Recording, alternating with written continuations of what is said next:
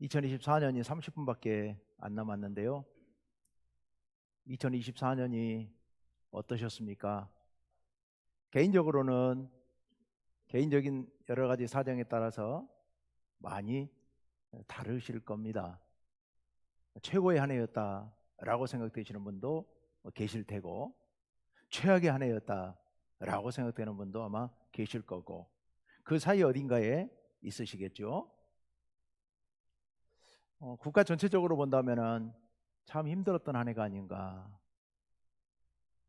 한 연초에 한 해가 시작되고 얼마 안 있다가부터 의대 정원 문제로 인해서 점점 문제가 복잡하게 꼬이고 얽히고 해서 복잡한 시간을 보냈고, 국회의원 선거도 있었고요. 여름철에는 유례가 없는 폭염으로 인해서 기후 역사를 다시 써야 될 만큼이나 굉장히 무더운 그런 여름 날씨를 겪어야 했습니다. 대개 연초에나 연중에 이렇게 어려워도 연말쯤 되면 회복이 되고 또 희망이 보이고 하는데, 올해는 마지막에 더 정말 힘든 그런 시간을 지금 보내고 있는 것 같습니다. 정치적인 문제들, 거기다가 어제 그제 일어났던 비행기 참사, 이런 것들로 연말을 맞는 우리들의 마음이 너무도 무겁습니다. 이제 내년을 곧 새롭게 맞고 시작해야 되는데, 한 해를 시작하면서 이렇게 무거운 마음으로 시작하기도 참 쉽지 않은 것 같은데, 정말 무거운 마음으로 온 국민들이 이렇게 한 해를 시작하고 있습니다. 이렇게 정치적인 문제라든지 사회적인 참사, 이런 문제뿐만 아니라 우리나라가 처해 있는 어떤 경제적인 상황들도 대단히 어려운 상황이고, 회복의 기미가 보이지 않는, 앞으로 어쩌면 점점 더 어려워질 수밖에 없는 그런 상황에 처해 있습니다. 미국의 트럼프 대통령이 이제 취임을 해서 시작하게 되면 우리나라에는 통상 압박이 강하게 밀려올 것을 모든 사람들이 다 예견하고 있는 그런 상황이고요. 또 환율이 너무 높아져 있기 때문에 이제 조만간에 점점 유가도 올라가게 될 거고, 물가는 높아지고 경제는 안 돌아가는 이런 여러 가지 복잡한 문제들이 25년 시작부터 밀어닥치지 않을까 하는 생각을 해봅니다. 그런 의미에서 2025년은 참 힘들게 시작하는 한 해가 될 것 같다는 생각이 듭니다. 우리 모두가 행복한 삶을 위하여서 애쓰고 힘쓰며 살아가고 있는데, 과연 우리가 정말로 행복한 한 해를 보낼 수 있을지, 우리가 진정 행복한 삶을 얻을 수 있을지, 아무도 장담할 수 없는 그런 암담한, 암울한 그런 상황입니다. 그런데 가만히 생각해 보면 행복이라고 하는 것이 이런 외적 조건에 의해서만 결정되는 것은 아니죠. 나라의 정치적인 상황 때문에, 또 경제적인 여건 때문에, 사회적인 문제로 인하여서 내 행복이 결정되는 것은 아닙니다. 물론 중요한 요소이죠. 중요하지만 그것이 완전히 결정하지는 않습니다. 그러면 그런 외적 요소가 우리의 행복을 결정하지 않는다면 그럼 무엇이 결정할까요? 우리의 내적인, 우리의 마음의 상태, 이것이 우리의 행복을 결정할까요? 물론 중요합니다. 우리의 마음의 상태도 대단히 중요합니다. 그렇지만 우리의 행복을 결정하는 것은 그 밖에 더 중요한 요소들이 있습니다. 그 중요한 요소가 도대체 뭘까?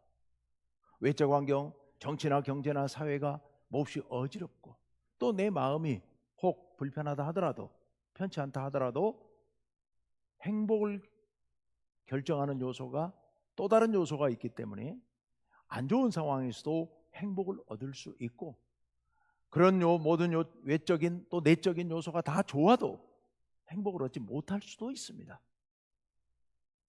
우리의 행복한 삶을 위하여, 특별히 2025년 행복한 한 해를 위하여서 우리는 도대체 무엇을 해야 될 것인가?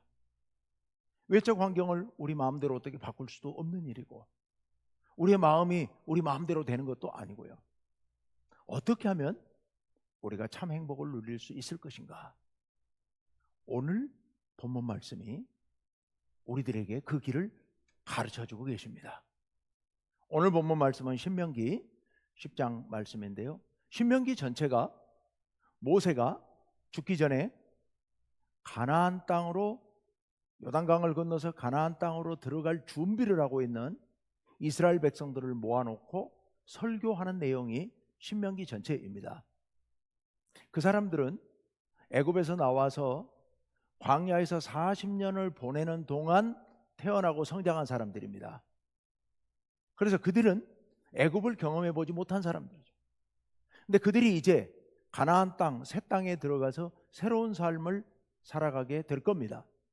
그럴 때 어떻게 살아야 진정 행복하게 살 수 있는지를 신명기가 말씀해 주고 있습니다. 특별히 오늘 본문 말씀은 그것을 집중적으로 말씀하고 있습니다.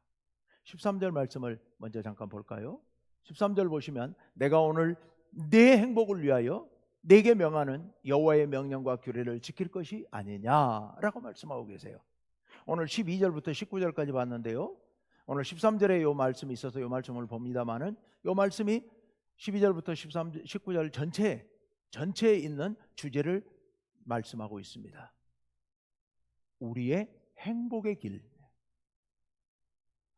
내게 명하는 여호와의 명령과 규례, 이것은 무엇을 위한 명령과 규례냐? 바로 너의 행복을 위한 명령과 규례라는 겁니다. 좀 더 넓게는 신명기에 있는 전체 말씀이 그렇다는 겁니다. 너희들의 행복을 위해서 주는 하나님의 명령이고 하나님의 규례다.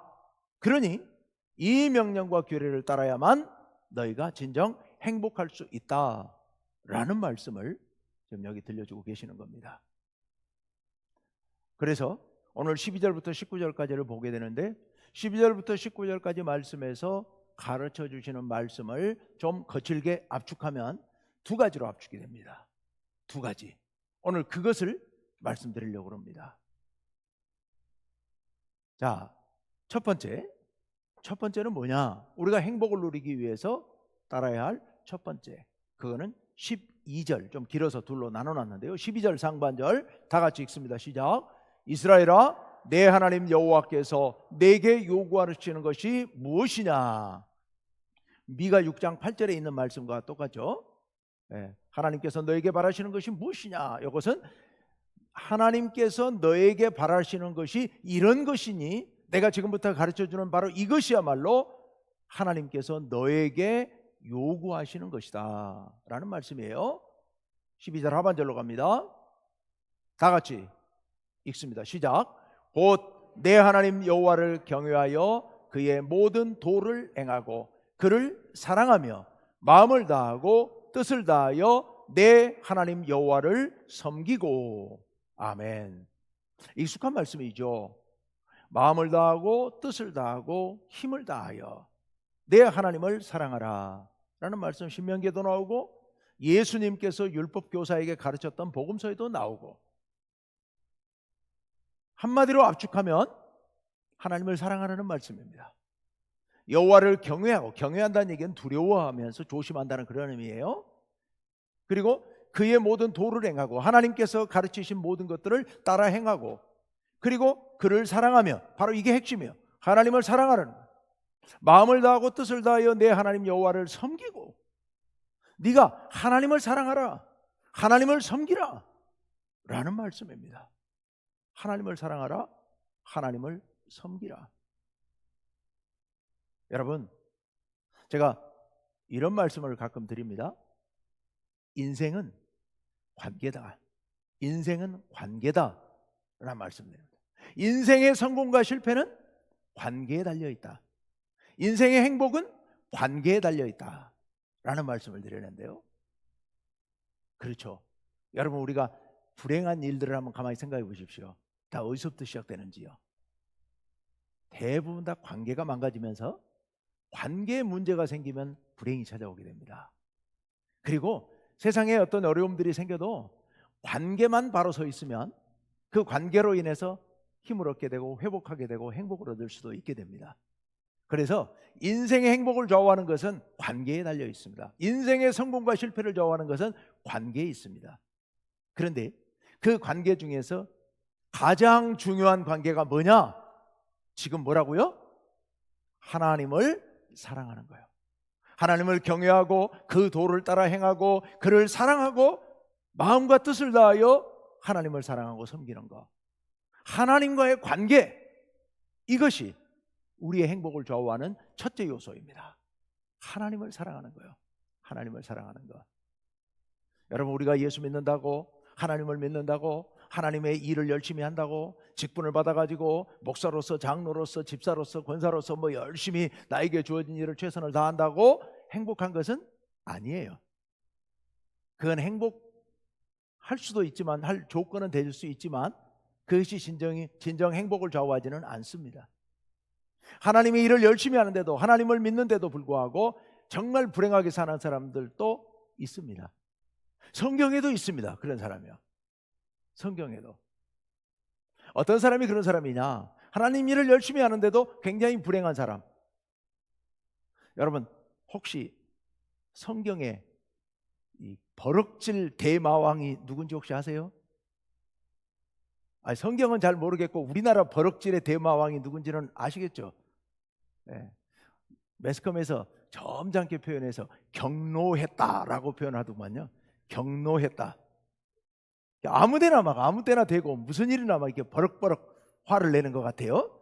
그래서 그걸 경노했다라고 표현하는데, 근데 그 사람보다 더 버럭버럭 화를 잘 내는, 이 버럭질을 하는 그런 사람이 성경에 있어요. 또 훨씬 더 이렇게 고단수인 것 같아요. 누구한테까지 화를 내느냐? 한두 번도 아니고 막 계속 버럭버럭 화를 내는데요, 하나님께까지도 화를 버럭버럭 내는 인간이 하나 있습니다. 성경에. 혹시 누군지 아세요? 요나. 요나요. 생각나시죠? 이제 하나님께서 요나 보고, 야, 네가 니느웨 성에 가서 니느웨 성을 너희들 회개 안 하면 내가 니느웨를 심판하겠다 라고 하는 경고를 네가 좀 전해라 했더니 도망가 버렸죠. 안 하겠다고, 싫다고. 그래서 여기 있다가는 잡혀갈 것 같으니까 아예 하나님이 못 잡아갈 대로 가버리겠다고 배를 타고 지중해 저 건너편 다시스로 가버리려고 도망치다가 하나님 앞에 붙잡혀 오잖아요. 그래서 할 수 없이 니느웨로 끌려갔어요. 그리고서 이제 하나님 명령에 따라서 할 수 없이 이제 하긴 해야 되는데, 이렇게 겨우 마지못해서 그래서 그 사람들에게 하나님의 경고의 말씀을 전했어요. 그랬더니 그만 니느웨 사람들이 그 말을 듣고는 전부 회개하고 돌이키고 하나님 앞에 눈물을 흘리고 금식을 하니까 하나님께서 봐주신 거예요. 그들을 심판하겠다고 했던 니느웨를 심판 안 하고 봐주신 거예요. 그랬더니 요나가 어떻게 해요? 하나님 앞에 막 성질을 있는 대로 내면서, 그러니까 내가 안 오려고 그런 거 아닙니까? 하나님은 그럴 줄 알았습니다. 하나님이 니느웨를 심판하셔야 맞는데 왜 심판하지 않고 봐주냐고 하나님 앞에 막 성질을 내잖아요. 그리고 나서 니느웨 성 저 바깥에 잘 보이는 곳에 갔다 움막을 짓고 거기서 살고 있어요. 거기서 있어요. 뭘 하려고 거기 있어요? 하나님이 니느웨 성을 심판하시는지 안 하시는지 보려고요. 그거 지켜보고 있는 거예요. 그런데 박넝쿨 하나가 나가지고 자기 초막을 이렇게 덮어가지고는 햇빛을 가려주니까 그 뜨거운 지역에서, 야, 박넝쿨이 참 고맙다 하고 있는데 그 다음날 하나님께서 벌레를 보내가지고 박넝쿨을 말라지게 해버리잖아요. 그랬더니 또 막 하나님을 향해서 막 버럭버럭 화를 내고 성질을 내니까 하나님께서 물으시죠. 야, 네가 박넝쿨 하나 때문에 이렇게 화를 내는 게 맞냐? 그랬더니 내가 화를 내다가 죽을지라도 맞습니다. 내가 화를 내는 내가 맞습니다 라고 하나님이 또 우게 되잖아요. 정말 요나의 일생을 한번 보십시오. 하나님을 믿는 선지자입니다. 하나님의 일을 하는 사람입니다. 그런데도 불구하고 행복하지 않습니다. 걸핏하면 화를 버럭버럭 내고요. 여러분, 버럭질하지 마세요. 화내면 자기한테도 손해요. 관계도 깨지고 나도 손해고 행복하지 않습니다. 행복하지 않아요. 우리가 진정 하나님 앞에서 행복하게 살려면 하나님과의 관계가 정말 좋은 관계가 돼야 돼요. 하나님 앞에 마음과 뜻과 힘을 다하여 온 정성을 다하여 하나님의 뜻에 순종하고 하나님을 사랑해야 합니다. 그래야 우리 마음이 참 행복할 수 있습니다. 행복은 관계로부터 온다고요. 그런데 그 관계 중에 가장 중요한 관계가 하나님과의 관계, 하나님과 좋은 관계를 맺으시면 하나님께서 여러분 마음 가운데 참된 행복을 주실 줄로 믿습니다. 하나님 사랑하면서 합시다. 예. 근데요, 하나님을 진정 사랑하려고 그러는데 우리에게 걸림돌이 하나 생길 수 있습니다. 그래서 이 걸림돌을 제거하는 준비를 할 필요가 있습니다. 그 걸림돌이 뭐고 어떤 준비를 해야 되느냐? 14절 말씀 봅시다. 14절, 15절. 14절, 15절 말씀 같이 한번 읽어봅시다. 시작. 하늘과 모든 하늘의 하늘과 땅과 그 위의 만물은 본래 내 하나님 여호와께 속한 것이로되 여호와께서 오직 내 조상들을 기뻐하시고 그들을 사랑하사 그들의 후손인 너희를 만민 중에서 택하셨음이 오늘과 같으니라. 아멘. 하나님께서 우리를 선택하신 거예요. 이스라엘 백성들을 선택하신 거예요. 여러분, 하나님이 여러분이 뭐가 아쉬워서 여러분을 선택하셨겠습니까? 여러분이 뭐가 이뻐서 여러분을 선택하셨겠습니까? 여러분에게 선택받을 이유는 없었습니다. 그런데 하나님께서 아무 이유 없는 여러분을, 선택받을 아무 근거가 없는 여러분을 선택하시고 여러분을 하나님께로 부르셨습니다. 그리고 여러분을 위하여 당신의 아들 독생성자 예수 그리스도를 보내셨습니다. 우리를 위해 십자가에 달려 죽게 하심으로 말미암아 우리가 구원받고 하나님의 자녀가 되었으니 이보다 더 큰 은혜가 없지요. 그래서 우리는 하나님을 사랑하는 겁니다. 하나님께서 우리를 선택하셨으니까요. 하나님께서 우리에게 놀라운 은혜를 베풀어 주셨으니까요. 그런데요, 걸림돌이 하나 있어요. 이 놀라운 은혜를 받고 사는데도 불구하고 우리 속에 걸림돌이 있어서 문제가 될 수 있습니다. 16절 말씀을 보여주십시오. 다 같이 읽습니다. 시작. 그러므로 너희는 마음에 할례를 행하고 다시는 목을 곧게 하지 말라. 아멘. 할례를 행하는데 어디에 할례를 행하라고요? 마음에 할례를 행하라고요. 할례라고 하는 것이 우리 몸에 있는 가죽을 베내는 겁니다. 하나님 앞에서 내 삶을 하나님께 드립니다 라는 의미에서 가죽을 베내는 겁니다. 근데 지금 여기서는 마음의 할례를 행하라고 그랬습니다. 그 마음의 가죽을 베내라는 말씀입니다. 마음의 가죽을 베내는데 마음의 가죽이 뭐길래 마음의 가죽을 베내라고 하시나? 둘째 줄에 다시는 목을 곧게 하지 말라, 이 말씀 속에 힌트가 들어있죠. 목을 곧게 한다는 말은 구약 성경에 곳곳에 나옵니다. 특히 이스라엘 백성을 가리킬 때 많이 이렇게 표현하고 있습니다. 목을 곧게 한다는 게 뭘까요? 교만, 그리고 고집. 하나님 앞에서 우리 자신이 목을 뻣뻣이 들고 고개를 빳빳이 들고 하나님 앞에 대드는 겁니다. 마치 요나처럼요. 교만이에요, 교만. 그리고 우리의 고집, 내 생각대로 하고 싶어하는 그 고집. 하나님을 사랑하고 하나님의 뜻대로 행해야 되는데 하나님의 뜻이 아니라 내 뜻대로 하고 싶어하는 이 고집, 이것이 우리와 하나님 사이의 관계를 망가뜨리는 겁니다. 하나님을 사랑하지 못하게 하고 하나님 뜻대로 살지 못하게 하는 요소입니다. 하나님께서 우리를 사랑하시고 우리를 선택하셔서 이렇게 높여주셨는데도 불구하고 우리가 하나님 뜻대로 살지 못하는 것은 바로 이 고집 때문에, 이 교만 때문에요. 그래서 하나님께서 마음의 할례를 받으라고 얘기하십니다. 우리 속에 있는 이 교만한 마음을 꺾어내라는 말입니다. 우리 속에 있는 이 고집을 베버리라는 얘기입니다. 그래야만 하나님을 온전히 사랑할 수 있다고. 그래서 하나님께 마음과 뜻을 다하여 정성을 다하여 하나님을 높이고 그 뜻을 행할 수 있다고. 그래야 하나님과의 관계가 정말 친밀하고 정말 신뢰받는 그런 관계가 되어서 참된 행복을 누릴 수 있다고 오늘 우리에게 말씀해 주고 계시는 겁니다. 여러분, 우리 마음에 할례를 받아야 됩니다. 무엇을 베내라고요? 우리 속에 교만한 마음, 고집, 교만과 고집을 베내버리고 할례를 받아서 하나님 앞에 부드러운 마음으로 하나님의 뜻을 따를 때, 하나님을 사랑할 때, 하나님을 전적으로 신뢰하고 하나님을 사랑하며 나아갈 때 우리에게 참된 행복이 올 줄로 믿습니다. 두 번째, 첫 번째가 뭐라고요? 하나님 사랑. 하나님 사랑.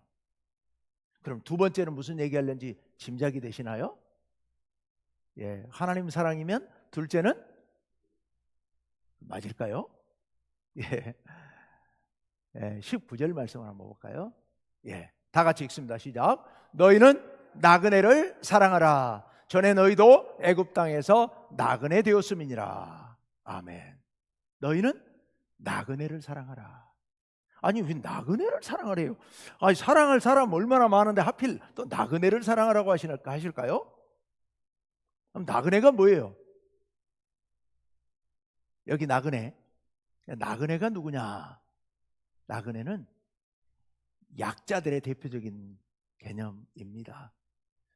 둘째 줄에 보시면 나그네가 누군지가 감 잡을 수 있습니다. 나그네, 전에 너희도 애굽 땅에서 나그네 되었음이니라.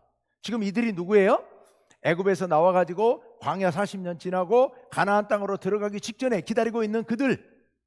너희도 전에는 애굽 땅에서 나그네 되었음이니라. 애굽 땅에 이들이 언제 여행 간 적 있나요? 아니요. 여행을 간 게 아니라 그곳에 전에 요셉이 총리할 때 야곱과 그의 후손들이 먹을 것을 얻으러 거기 갔다가 거기 눌러 앉아서 살게 되었었던 거죠. 그런데 왕조가 바뀌면서 이제 요셉도 죽고 그 조상들이 죽고 난 뒤에 그 후대 왕조가 이 유대인들을, 이스라엘 백성들을 포로로 삼고 노예로 삼아서 그 이집트의 거대한 건축물들을 짓는데 강제 노역에 내몰게 됩니다. 그 강제 노역에 시달리던 그때의 삶, 그것을 나그네라고 표현하고 있습니다. 나그네는 고향을 떠나서 보호자도 없고 먹을 것도 없고 아무것도 없는, 그래서 여기저기 떠돌면서 구걸하면서 겨우겨우 목구멍에 풀칠하면서 살아가는 그런 가난한 백성들, 힘없는 백성들, 사회의 밑바닥에 있는 사람들, 이런 사람들이 나그네입니다. 그래서 성경에는 늘 함께 등장하는 사람들이 있죠. 나그네와 함께 등장하는 사람들이 누구요? 고아, 과부, 나그네. 이 당시에 밑바닥 인생들을 대표하는 사람들입니다. 그런데 하나님께서 그들을 사랑하라라고 말씀하십니다. 그들을 사랑하라. 왜 그들을 사랑해야 되는데요? 18절 말씀을 보여주십시오. 18절 다 같이 읽습니다. 너희의 하나님 여호와는 고아와 과부를 위하여 정의를 행하시며 나그네를 사랑하여 그에게 떡과 옷을 주시나니. 아멘. 하나님 여호와께서는 고아와 과부를 위하여 정의를 행하시고 나그네를 사랑하셔서 그들이 먹을 것 입을 것을 공급해 주신다고 말씀하고 계십니다. 우리가 왜 나그네를 사랑해야 됩니까? 우리가 왜 이렇게 연약한 사람들을 사랑해야 됩니까? 하나님께서 그들을 사랑하시니까요. 하나님께서 그들을 사랑하시기 때문에 우리가 그들의 눈에서 눈물이 나게 하면 우리가 하나님께 미움받을 수도 버림받을 수도 있다는 사실. 그래서 하나님께서 사랑하는 그 이웃 나그네들, 불쌍한 영혼들을 우리가 사랑할 때 하나님의 사랑을 우리가 받을 수 있다는 겁니다. 다시 한번 19절 말씀 끝머리를 보여주십시오. 전에 너희도 애굽 땅에서 나그네 되었음이니라. 이 말씀이 갖고 있는 또 다른 의미, 이게 무슨 의미일까? 전에 너희가 애굽 땅에서 불과 40년 전까지 너희가 애굽 땅에서 종살이하고 있었다. 그런데 지금 그 말씀을 왜 하시는데요? 그런 너희를 내가 불쌍히 여겨서 해방시켜서 지금 여기까지 데리고 와서 이제 가나안 땅으로 들어가기 직전에 놓여 있다는 겁니다. 그런 너희가 전에 나그네 되었었는데 내가 너희를 사랑해서 구원했지 않느냐는 겁니다. 너희가 나에게 이런 구원의 놀라운 은혜를 받았으니 이제는 너희도 가서 너희와 같은 그런 처지에 있는 사람들을 불쌍히 여기고 그들을 구원하라. 그들의 이웃이 되어주고 그들의 위로자가 되어주고 그들의 눈에서 눈물을 닦아주는 사람들이 되어라 라는 말씀인 겁니다. 두 가지 이유, 이웃을 사랑해야 되는 두 가지 이유가 뭐라고요? 첫째, 하나님께서 그들을 사랑하시기 때문에. 둘째, 너희가 그런 어려운 처지에 있을 때 내가 너희를 사랑하고 구원했으니 이제는 너희도 그렇게 사랑하라라는 말씀입니다. 행복을 얻는 조건, 두 번째 조건이 뭐라고요? 이웃을 사랑하라는 말씀. 이웃을 사랑하라. 하나님의 마음으로 이웃을 사랑하라. 다시 말씀드립니다. 우리가 행복하게 살 수 있는 첫째 조건이 뭐라고요? 하나님을 사랑하라. 둘째 조건이 뭐예요? 이웃을 사랑하라. 두 개를 합치면 무엇을 잘하라? 관계를 잘 맺으라. 관계를 잘 맺으라. 첫째, 누구와의 관계를 잘 맺으라? 하나님과의 관계를 잘 맺으라. 둘째, 누구와의 관계를 잘 맺으라? 이웃과의 관계를 잘 맺으라. 그것이 행복의 비결이다. 그것이 하나님께 축복받는 비결이다 라고 말씀해주고 계십니다. 여러분, 2025년 쉽지 않을 것 같습니다. 우리 시작부터 너무 어렵고 암담합니다. 그렇지만요, 행복은 상황에 달려있는 게 아닙니다. 우리의 마음먹기에 달려있는 것도 아닙니다. 행복은 하나님께 달려 있습니다. 그런데 하나님께서 우리를 축복하시고 우리에게 행복과 평안을 주시기 위해서 우리에게 요구하시는 게 있습니다. 그게 뭐예요? 관계를 잘 맺으라. 누구와의 관계를 맺으라? 하나님을 절대적으로 신뢰하고 사랑하라. 둘째는 불쌍한 이웃과의 관계를 잘 맺되 특히 나보다 연약하고 나보다 못한 그런 불쌍한 이웃들을 잘 사랑으로 돌보고 섬기라. 그것이 진정한 행복의 길이다. 우리 하나님께서 오늘 우리들에게 그렇게 말씀하시는 줄로 믿습니다. 성도님 여러분, 행복하게 사시길 바랍니다. 2025년 한 해 동안 행복하게, 정말 행복하게 사시기를 간절히 바랍니다. 여러분 개인, 여러분의 가정, 여러분이 속한 교회 공동체, 이 나라가 행복하기를 위하여서 늘 기도하고 힘을 쏟으시기를 간절히 바랍니다. 지금은 어렵지만 1년 후에 2025년을 마무리할 때 우리 모두 참 행복했노라고 그렇게 고백하는 한 해가 되시기를 간절히 바랍니다. 우리 성석현 청년이